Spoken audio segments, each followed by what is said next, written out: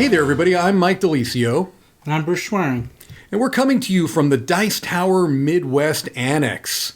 Yes, we're going to be recording a top 10 for the first time in this studio. So we are ushering it in fine style. Breaking it in some more. So do you have an idea what is the question on everybody's mind right now? What Japanese game is Mike getting next? Well, that's very modest of you, because I think what everyone's thinking right now is, who is Bruce Schwering? Me? Well, who is Bruce Schwering? Well, number one, you have your own dice person, so that makes you semi-official. I'm special here. Yeah. Now, I don't think you can. I don't think you can ever graduate beyond semi-official. That's all right. Yeah. I'm fine with that. If anything, by the end of this list, you might be completely disassociated with the Dice Tower at all times. So, just to introduce Bruce a little bit, I was outside of my friendly local game store, and I happened to see somebody that was just kind of walking in circles in the parking lot, and they were asking random people, "Can you tell me what a game is?" Yeah. And so I felt bad for Bruce, and so. You mean like Monopoly? No. That kind of game? Yeah, that kind of game. Okay. That kind of game. Anyway, joking aside, Bruce, why don't you tell everybody a little bit about you and maybe what you do in the board gaming scene here in Indianapolis? Okay, well, I'm local to Indianapolis. I'm part of the admin team for our board gaming indie. We get people from all over the area, get them together once or twice a month, 3 times a month even, and just play games, introduce people to each other, get gaming groups happening.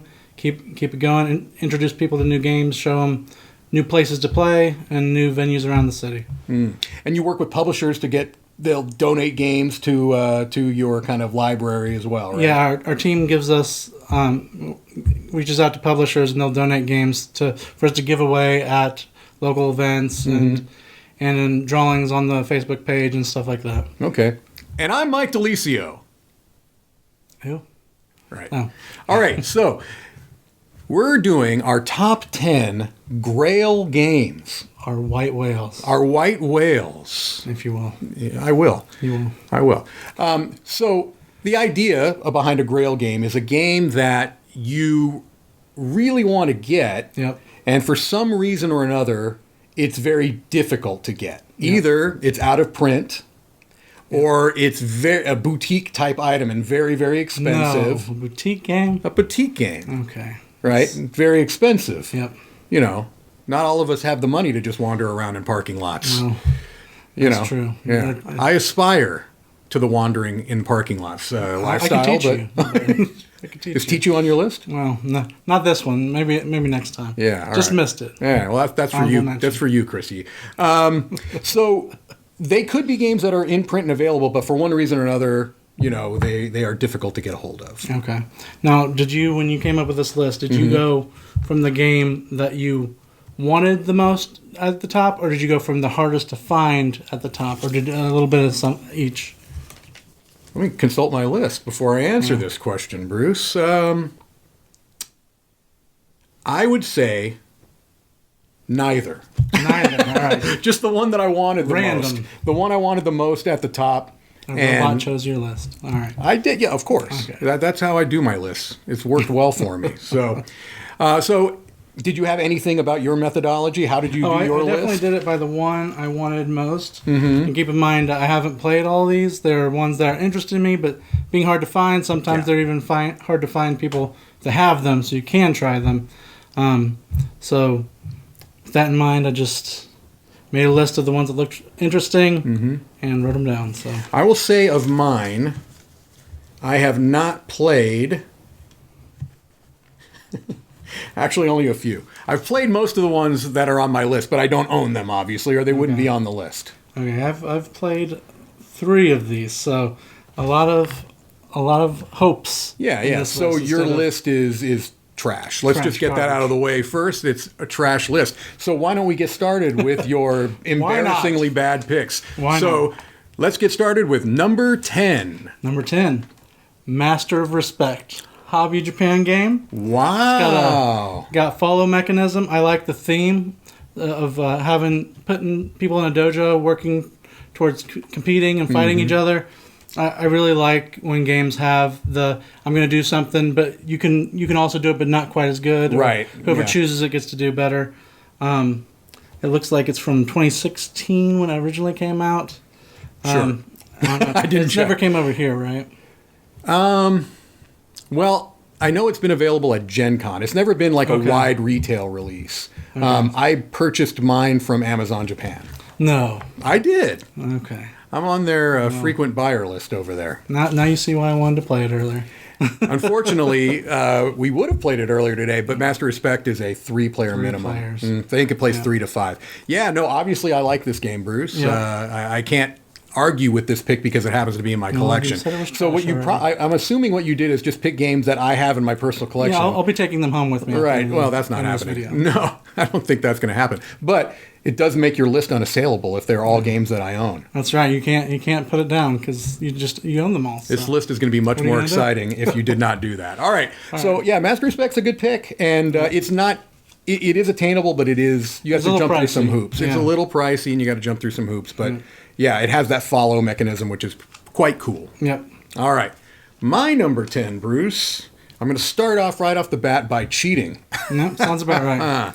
I'm going to cheat in the sense that while these games exist, they've only existed as a promotional item, and they've never been for sale. But I'm going to put it on this list with the vain hope that my tremendous internet celebrity will make these come to life in a retail product. So I'm putting with my number 10, the giant Itten Fun Brick games. God.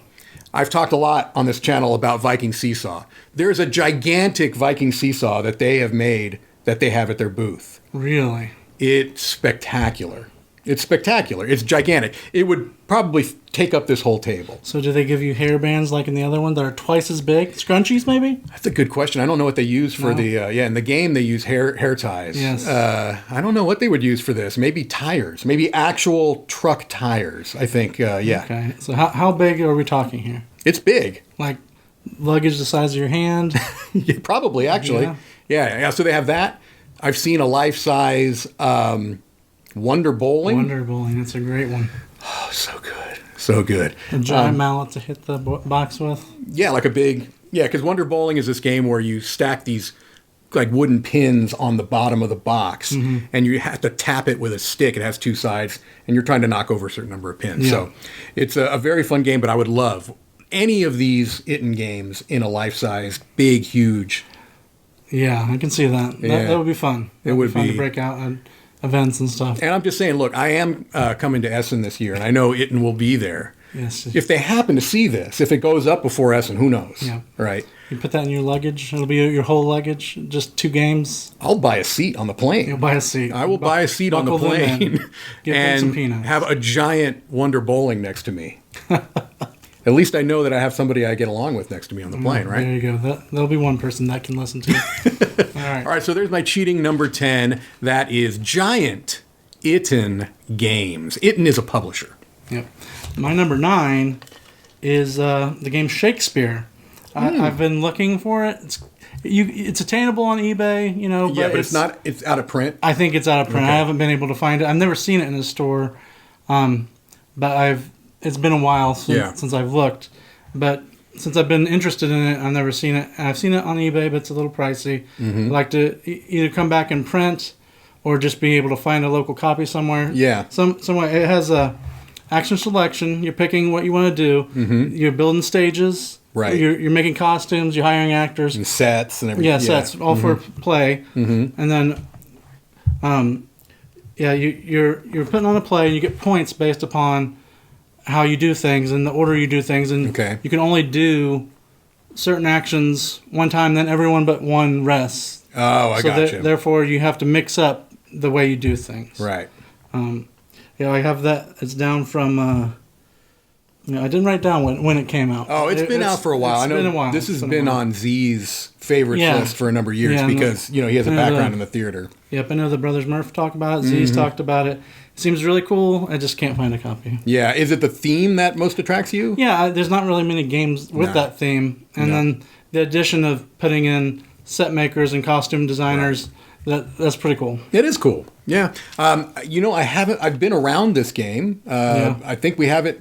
Is it in the Dice Tower library? I don't know. Tom may have yanked it out of there. I don't know. No. But I haven't played it. So it looks good. But for one reason or another, I just haven't played it. I see. Perhaps because the game is 100% garbage. That could be why. That's why no one will make it. With being on your list just kind of heightens the fact that it's likely on there. Okay. My number 9, I was going to go to number 5, Bruce, because I don't right to the meat of the I bone. don't conform to society's conventions. My number 9 is a dexterity game. Okay, you've piqued my interest. Yes, and it is like handmade, I believe, by one person. So I think they sell them like on their own website every so often, but they're very expensive. What do you think I'm talking about? Go ahead with it. Spinball! Oh, that's not the one. Okay. Yeah, so basically the idea behind Spinball is you've got what I think, I've never played it. I've seen pictures of it. I know Chris is very interested in it and Tom too. The idea is, I think it's like a rubber type of a ball and you've got this wooden board.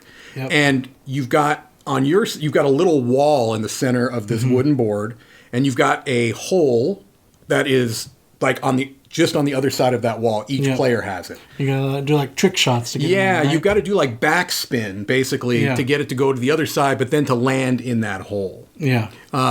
And when it's done well, when you see these successful shots and sometimes how hard it is and how many attempts it takes, it just looks unique. Like you can tell it's a kind of a homemade thing, but that almost adds to the appeal, right? Yeah, it definitely makes it more interesting. And to see it, think, oh, maybe I could make that. Yeah. Not quite be able to. Right. There's too much stuff going on there, but it looks really cool, and it's kind of stinks that it's just you can't find it. Yeah. There's like a copy at West Dice Tower West. Oh, was there one at West? Oh, I think Tim has one. Okay, if that's the case, then I'm playing it at Next West. And then BGG Library might have one, I think. I've not been to a BGG event. So, I think they do. Maybe where I saw some pictures. But yeah, so Spinball is a game that has been intriguing to me the more I've seen it. It's elusive. Yeah. All right, so that's my number 9, Spinball.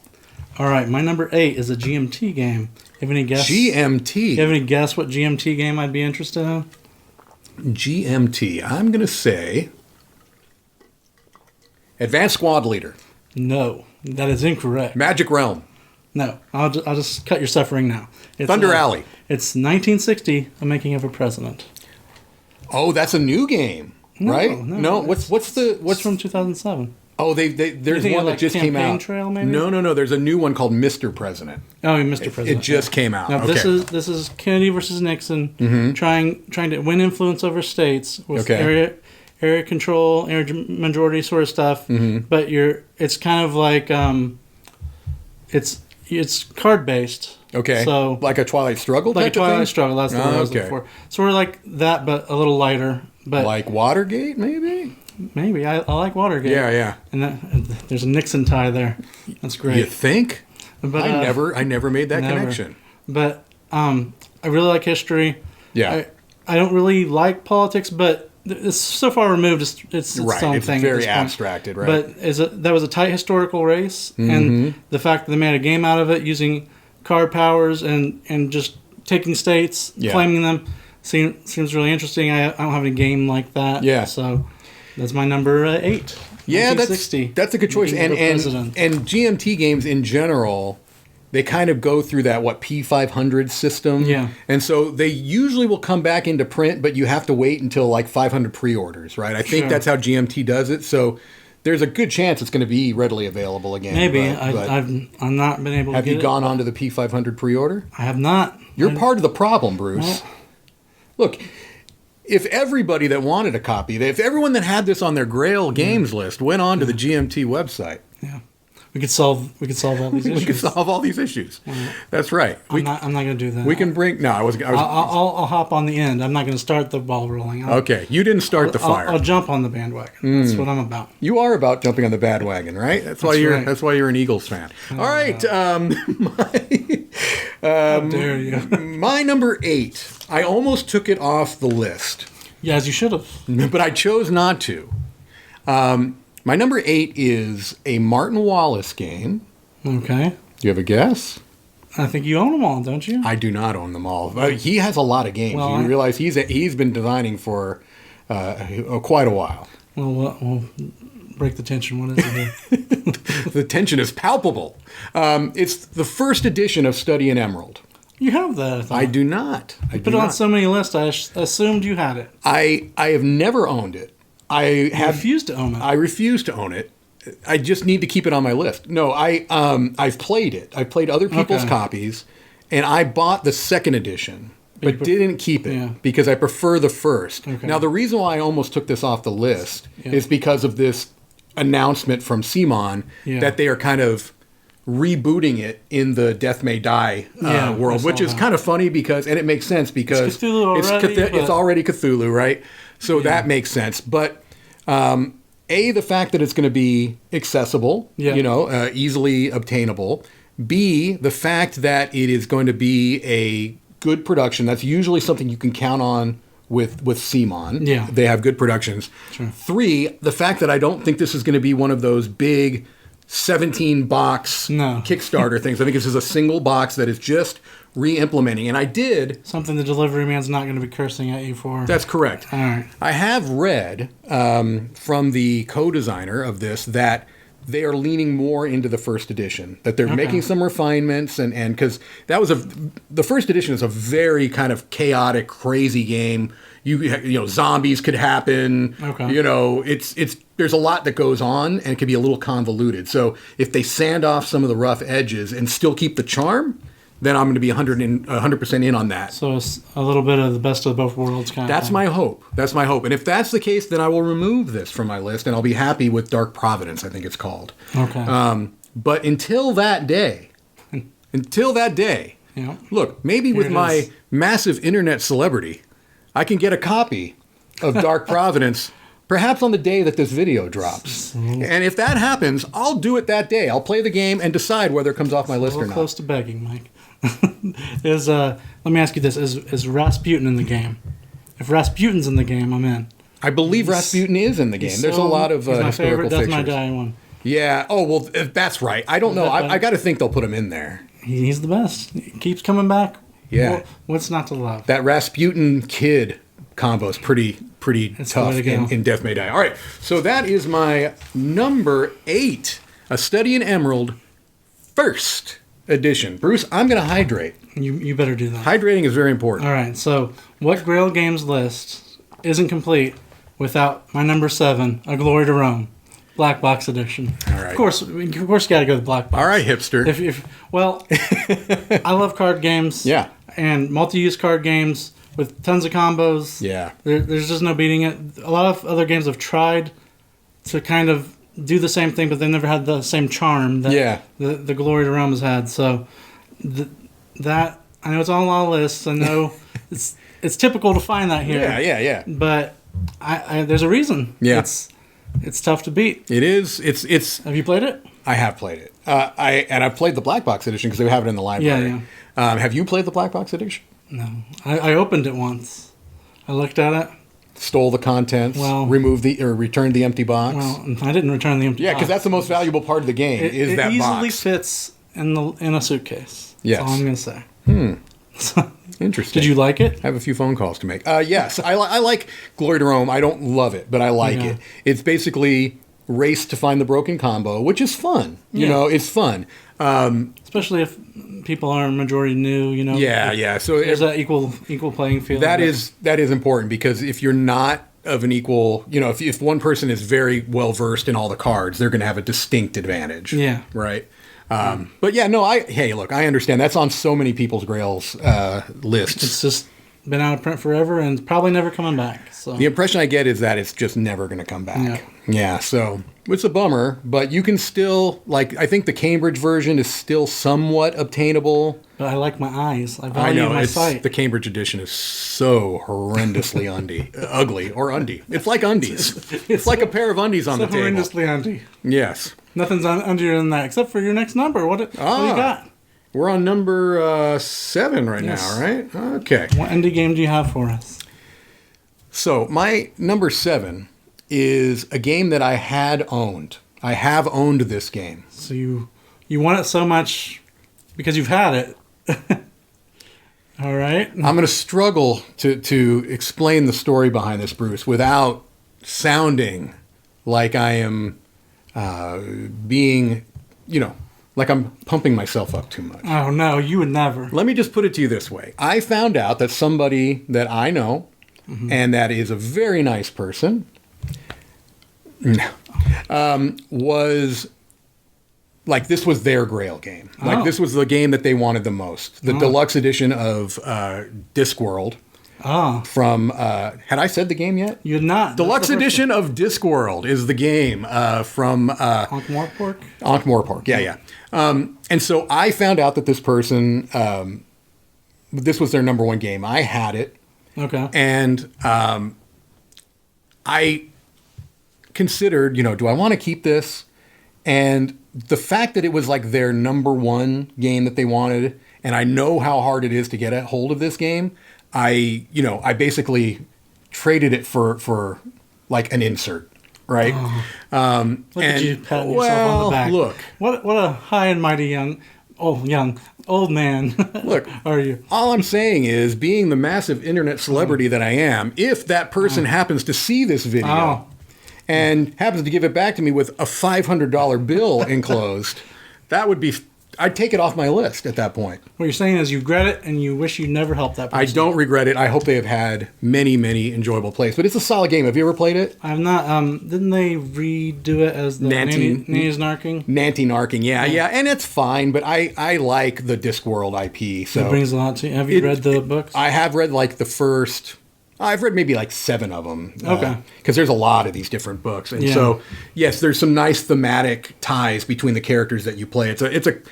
It's a area majority game. Okay. And you're playing cards to kind of put out those majorities. And there's different win conditions depending upon which character you are. It's an asymmetric game. So it's relatively light. Is it easy to teach being asymmetric? Or it's on the lighter end of the asymmetric tiles. It's mostly different win conditions in most cases. It sounds fun. If you didn't give it away, we could have played it potentially. Yeah, no, that's never going to happen, Bruce. So here we are. So check that off your bucket list. It ain't happening. All right. So that was my number 7. Yeah. That was your number 7. All right. My number 6 is a Freedom and Freeze game. Does that tell you anything? Freedom and Freeze. Yeah. And you're having a hard time getting a hold of it. Yep. I think you've played it. I know what it is. What is it? Why did this game go out of print so quickly and not be reprinted? What is it? It's Fast Sloths. It is Fast Sloths. You got it. It's crazy to me that this game is not readily... Now, I'm sure this is going to become available again. Actually, I'm hoping to see it at Essen. It says it's 2019, but that could have been in Europe. I don't know. Yeah, they maybe I just remember it came out. Right. It was talked about, and then... it was gone. Mm-hmm. And just a pickup and delivery is not used enough anyway. No, it's not. Being a pickup and delivery where you're basically picking up and moving yourself around the board, using different animals' powers to move you. That seems really cool. Yes. Really good theme. Freedom and Freeze has great games, so it's a designer you can trust. He's a mad scientist. You can trust it'll be interesting. I've heard good things about this one, so it's one of the good pile. I've graded it. So unfortunately, I cannot slam this pick. And do you have it? Can we play it now? No, I do not. I played it at... You keep perpetually letting me down. I know. I played it at West. It was taught to me at West, and it was a fantastic time.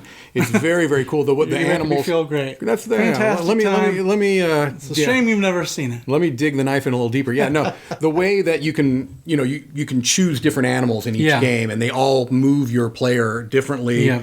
The way the card system works is it's really a good game, and it's really a shame that it's not available. But I have strong suspicions that it's going to be back out because it's getting pretty much universal praise. Yeah. Although I say that, and you go on BGG, it's probably a 5.8. Probably a 5. Yeah.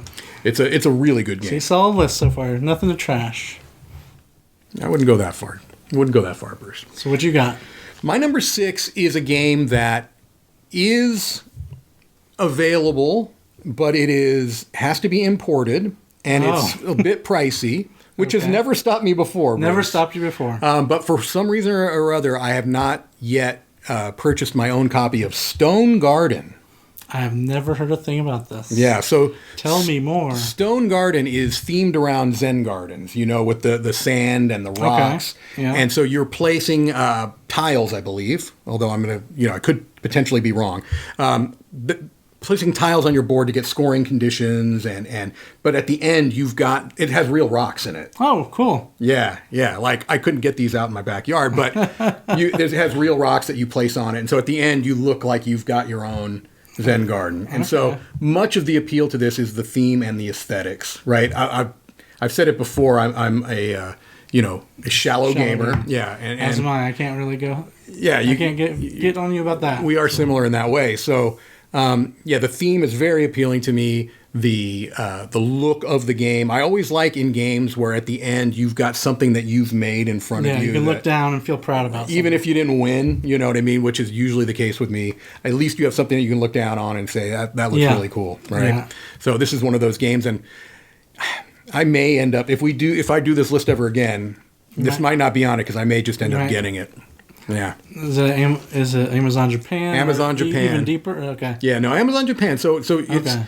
And, I've mentioned that a couple of times, for people that don't know and have interest in Asian games or games from Asia. Yeah. If you've got a regular Amazon account, Amazon Japan it's a breeze. Like they'll do the currency conversion. Yep. It ships usually within a couple of days. So anyway, I've had good luck with it. And so that is Stone Garden, my number 6. We're at the top half of the list, Bruce. We are. All the bad games are gone. That's right. All the good games are to come. Now this, my number 5, space game. Love space games. Okay. It's a 4X-ish game. Okay. A short 4X-ish game. But it's from... Does it rotate? It does not. It's not that one. Not that okay. One. It says from 2013. It's Quantum. You ever played Quantum? Yeah, I played it. No. That tells me everything I need to know. Dan Hughes loves it. Does he? I did not know that. Yeah. I don't even know if you're telling me the truth right I am absolutely telling you the truth. That's the one with the dice. Yeah, the dice are your ships. Right, yeah. And the value on them... is how far you can move. Is how far you can move, but also each one has a different power. Right. And they're stronger. The slower ones are stronger, yeah. So, and it's a tile board, so you just lay out a pattern. Book provides guides, but you're basically fighting for control and able to lay out cubes to control your area. And you essentially keep doing that and battling back and forth with your dice until someone has a certain amount of cubes to win the game. Right. You don't like it, huh? No, I'm actually kidding. It was interesting. Now I never actually played it, so I couldn't give you. But what I did do at the Dice Tower Retreat a couple of years ago, when Dan Hughes, the co-host of my podcast, Sporadically Bored with Mike and Dan, plug.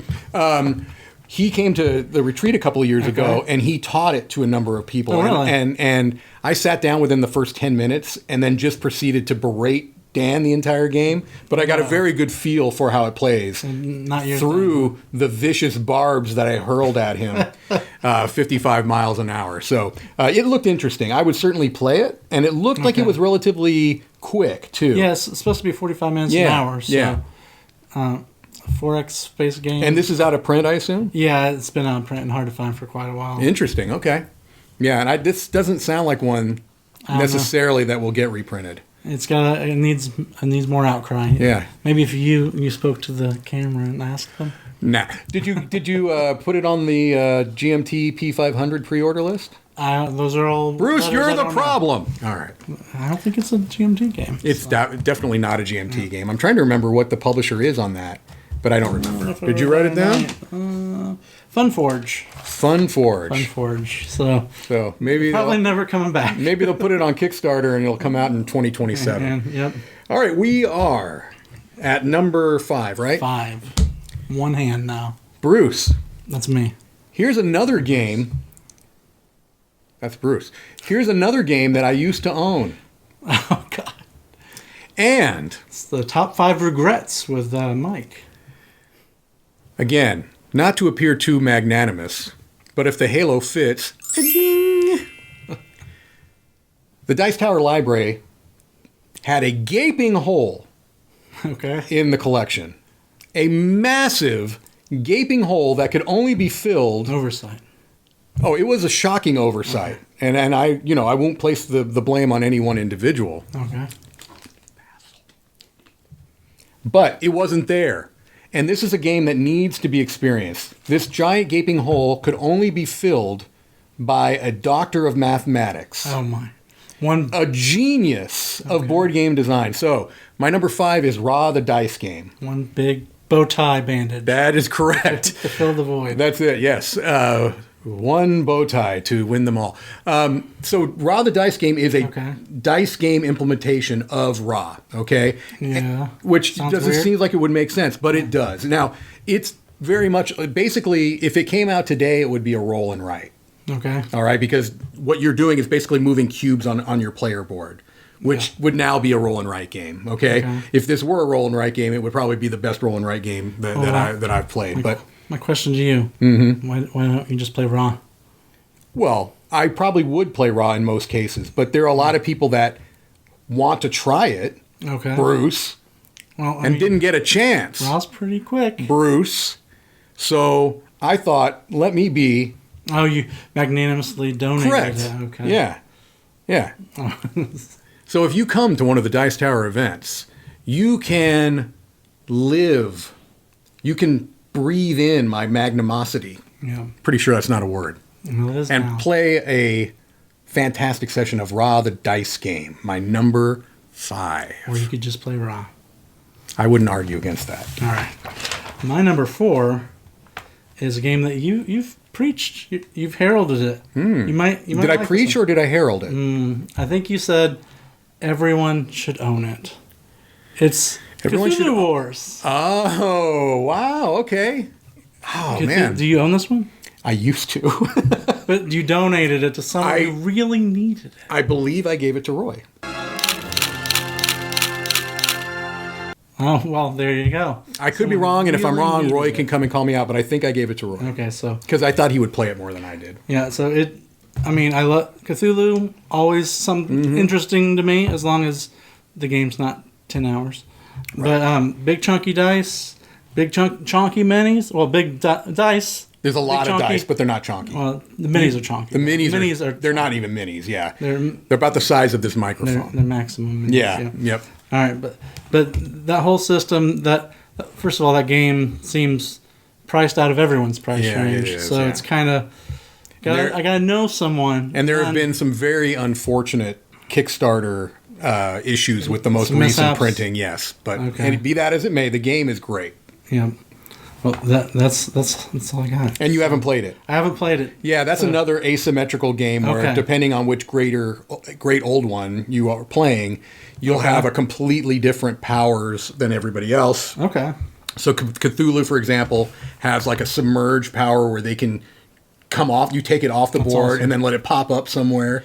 Aren't you like trying to like capture the most humans or something? Like you're building gates that are going to give you some points if you control the gates. But the main thing you're trying to do is you're trying to gain access to your spell books. Oh yeah. And so I think the first one to complete, it's been a little while since I played, but I think if you complete your spell books, it may trigger the end or something along those lines. But I played with all of the base factions at least once. So the King in Yellow puts out these desecration tokens around the board. Okay. And then you've got the Red Goat. I don't remember. I think they had like offspring that were all over the place. Not the Black Goat of the Woods? Is it the Black Goat? Well, that's the one. Maybe it's Black Goat. Black Goat makes sense. That's what. Yeah, but they were the red. They were the red faction. Oh, okay. And then there may have been one other one that I forgot, but a blue one maybe. Yeah, I don't know. And I played Windwalker. They're good. It's good. It's good. You should have never given it away. I should never give it away. It's a huge. Also, it's gigantic. The box is massive, and that was another consideration. Yeah, that's true. So this is my number 4, Cthulhu Wars. My number 4 is a game that I have never owned, Bruce. Never given it away? Never given it away. Received it? No, never gave it to a random person in a parking lot looking for a game. All right. I've never played it, Bruce. Have you seen it? I have seen it. We have a copy in the Dice Tower library. And you haven't packaged it? I have not played it because I want to play it with somebody that knows it. Okay. Because it looks like the setup is a nightmare. And it's not a complicated game at all. It was a mass market game when it was released. You can get it like Toys R Us. And now it is very, very expensive, and it's hard to find even a good condition copy of one. It's based off of an IP, and that's why it'll never be reprinted in its form. Are you talking about the Queen's Gambit? I am talking about Queen's Gambit. Okay. There we go. The other one that's on every Grail Game list. Okay. Yeah. So I would love to play this, but this is a game that I think is kind of one of those showpiece type games, right? Yeah. So even if you don't play it all that often, just getting it out on the table, anybody really, well, not anybody, I'm being, hyperbole there, but most people are going to be attracted just by the sheer table presence. It has, it's multiple little mini games as part of one big game. It's got this tri-layer board or tower structure that looks very cool. Now, they did come out with Risk Star Wars Edition that's supposed to be a very condensed version, but I don't want that. It's not the same. You need the real deal. I need the Queen's Gambit. If it doesn't have Jar Jar, why am I bothering? For $400, you might be able to make it happen. I'm not going to pay $400. Not paying them prices? And that's why it's still on my list. So, not paying them prices. My number 4, not terribly original. It's on a lot of people's Grail Games list. That is Star Wars: The Queen's Gambit. All right. Top 3, Bruce. Top 3. Mm-hmm. I'm going to take a page out of your book for number 3, but living in the Midwest, trick takers are a thing. They are a thing. It's not just a Mike thing. It's an everyone thing. Everyone enjoys them. But this game, my favorite things, or it's coming back out as my favorite things. Yes, is trick taking and list making, which it's a floor wax and a dessert topping. What's not to love? Yeah. So what you're doing in this game is it plays like a trick taker, but someone will get a category like Beatles songs, and they have to list out their 5 favorite, and or they have to make a list. It might not be 5 favorite; it might be 4, and then one. Is it like a dry erase thing? Or? Yeah, dry erase. Okay. And then they'll be secretly ranked, and then everyone will do that, and then when you go to lay out the tricks, everyone will lay them out, and then you reveal the ranks to see who won the trick. Right. So what you're doing is you're learning about people. So you're like, is this Beatles song ranked higher than what Mike thinks this potato chip flavor is? Okay. And then you'll take the trick based on that. Okay. Have you heard much about? Have you seen anything about this game? The only reason I looked at it at all was because you had mentioned it to me before as something that you were interested in. I'm looking at it. It's coming into Kickstarter soon. Say, I did find a copy. It wasn't cheap. Well, it never is. It wasn't cheap. You had to use you would have to use a forwarding service from Japan. Okay. I could show you how to do it, but it ain't cheap. No, I'll just wait for the Kickstarter. Wait for the Kickstarter. It's already announced. It says coming soon. Is it coming? I wonder if that's coming from the Portland Game Collective, I think they're called. It has a few. I think there's another game that's also packaged in the same thing. So it might be that. I'm not sure. Yeah, I'm not sure. But it's like a party game and a trick-taking game. That actually sounds very cool. It's kind of like a icebreaker, too. Like, you don't know someone, you get to learn a little bit about them. Right. So. And I'm assuming they don't have the type of questions. The only problem I have with these ranking games are when the questions can be something that is sensitive. You know, if you're playing with new people. Yeah. That's why, honestly, I had a problem with Fun Facts. There was a little weird questions. But I'm going to assume that they're going to be pretty innocuous questions. I'm not sure, but I thought the player next to you chooses your category. I could be wrong. That's awesome, actually. I hope that's true. Yeah. Okay. I've seen a few playthroughs of it. It looks tremendous. Okay. All right. You've piqued my interest, Bruce. That's my favorite things. Number EYE. 3. Yes. Okay. My number 3 is a game that I have not played. And I've been stubborn because I've had opportunities to play this game. All right. It's in the Dice Tower library. Queen's Gambit again. It is not Queen's Gambit. This is a 2-player only game. Okay. And I've been stubborn because I haven't played it because I want my own copy. And I want my first play to be on my copy. You know, it'll feel the same, right? No. No? No, it won't. It must be here. It must be on your table. Will the copy in the Dice Tower library have the Tears of Joy on them? Then it's not the same experience. Thank you. This is from the greatest designer of all time. It's a 2-player only game. Lost Cities. You're finally going to get your own. That's the first game I ever bought. Really? Yeah, it's the first hobby game I ever bought. Huh. No, this is Lord of the Rings. You were just talking about Lord of the Rings earlier. The Confrontation. Oh. So it's basically Stratego. I own it. You have it? Yeah. I have it at my house. I could have brought it over. I didn't know you wanted to play it. I don't. I want my copy. Well, if the price is right, Mike. I might change my mind and play it with you. I didn't know you had this. Yep. It's difficult because the evil side, their stuff is stronger. Their numbers are stronger in combat, but the abilities on Frodo and the good side are stronger. So you have to have a little bit more strategy when you're using those to manipulate your pieces around and overcome that gap in power. Okay. So, but it's very simple. It's very Stratego-esque. I've heard it's fantastic. Now let me ask you this. Oh, I know it's fantastic.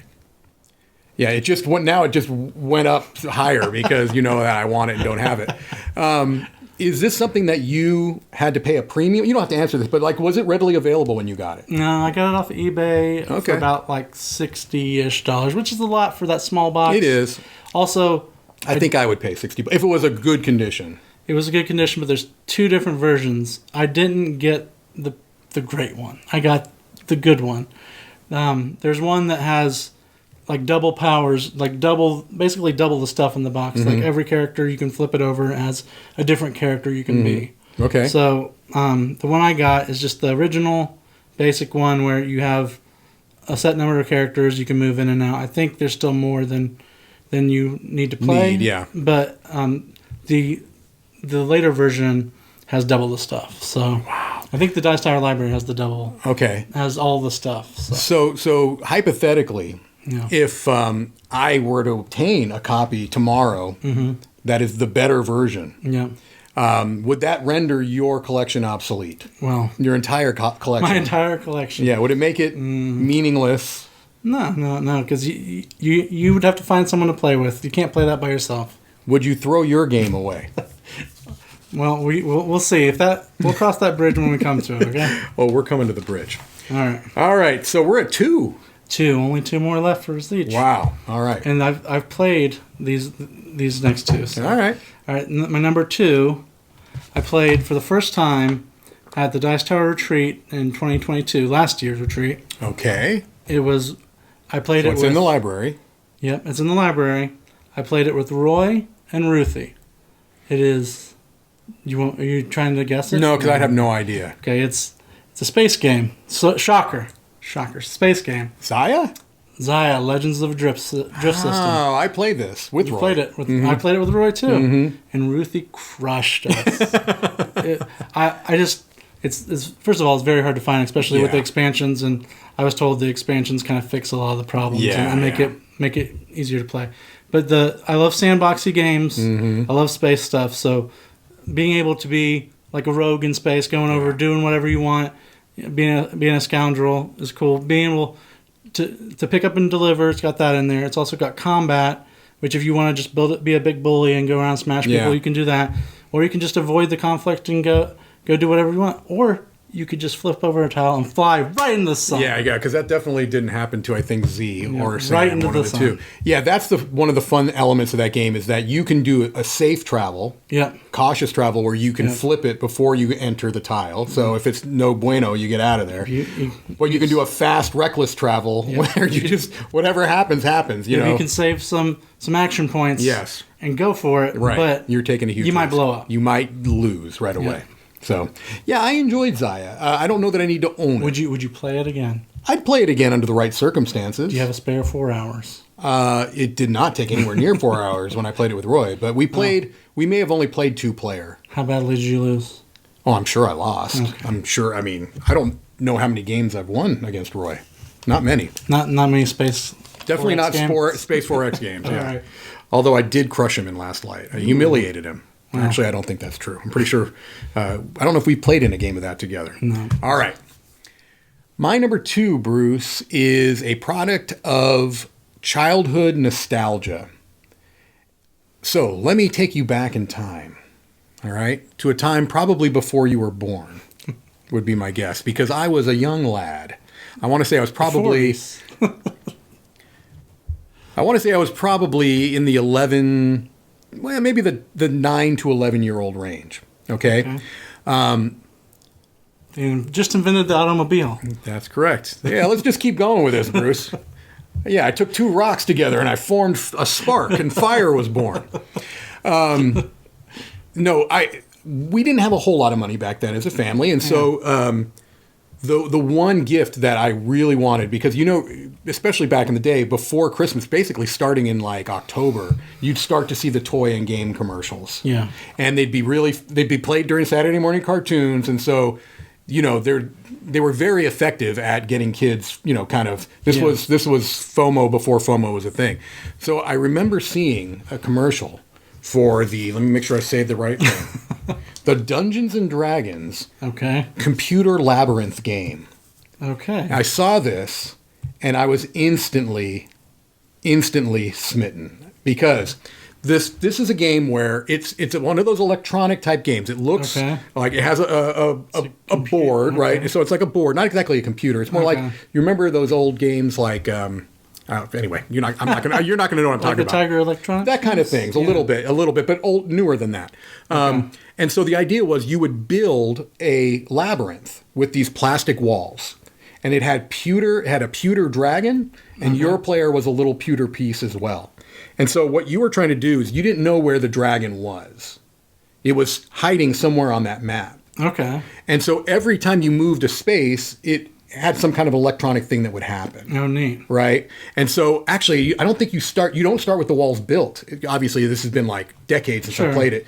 But like when you'd move forward, it would tell you if there's a wall there or not. And so you're building the labyrinth as you go along. Okay. Okay? That does sound good. Oh, my gosh. Cool. It looked great. And so that Christmas, they gave me that gift. That was like the last gift I got. Wow. And I was just over the moon, right? I loved it. Played it to death. It was a solo game, believe it or not. No. Yeah, I think it was only solo game. Really? But yeah, it was really nice. It was, the electronic part was cool. The pewter pieces were amazing. It had little trays in there that you could keep all your walls and stuff in. And I don't know what happened to it. Things when you're that age, things just kind of go into the ether, right, somewhere. And so I don't know where it went, but I do know I've looked many times at reacquiring it. You can get pretty junked up versions of it. Oh, missing 3 pieces. No, I want a complete set, right? Yeah. And if it never happens, it never happens. Yeah. But I don't want a partial experience, right? You want to relive your childhood. I want to relive my childhood, and like anything else, I'm sure the experience is not going to live up to my memories of it. But that would be one I would love to. Yeah, I would love to have that one. So it's interesting. Your parents gave you something, pretty much said that'll keep them busy. Shoved you in the corner, and a solo gamer was born. Yeah, and then 4 years later, I saw him. So that's my number 2, the Dungeons and Dragons computer labyrinth game. Yes, that's the thing you said. Dungeons and Dragons computer labyrinth game, my number 2. All right, Bruce. On to the number 1s. I think I know you do know mine, one. Because I told you before. I know your number 1. Okay, you took me on a journey. Let me take you on a journey. Okay. The year was 2022. Last year. Wow, that was a long time ago. It was a Gen Con. I had been walking around. I saw a booth. They had this game on the shelf. Took up the whole shelf almost. Big part of the shelf. And I've heard... Did you think you were at the grocery store? I did. I asked him, please knock that can down so I can have it. But it was my number 1 Grail game. It was Meeple Circus XL, Giant Edition. Big elephants. That is not what I thought your number 1 was. What did you think it was? I thought it was peas. Peas, no. I can get those at the grocery store just like you talked about. There's a trick-taking game called Peas that's hard to get a hold of. Okay, but... I should have known this, yes. You should have known. But it was expensive. It was like $175. And had I known I would never see that game again, I would have picked it up.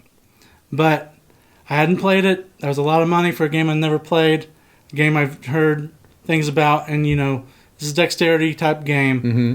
It could go anywhere. Yeah. But the next month at the retreat, I played it for the first time. It was late at night. It was the most raucous fun me and the whole group had ever had. Mm-hmm. One of my buddies almost keeled over just from laughing so hard. You're stacking little, well, in this case, giant elephants, meeples, balls, cylinders, all in a specific order as to per what the layout is of the scoring cards. Did you play with the music? Oh, you have to. Yeah, you have to. The whole thing has a soundtrack of like 5 different songs you can choose from. If you want a metal circus, you can have a metal circus. Metal circus. That's the name of a Husker Du album, by the way. No, it's Zen. Yeah. Zen and if you want a Christmas circus, you can have that. You want a regular, you want an animated, you can have all of those options. All of them. But there are certain points where... Do they have a reggaeton circus? If they don't, they will.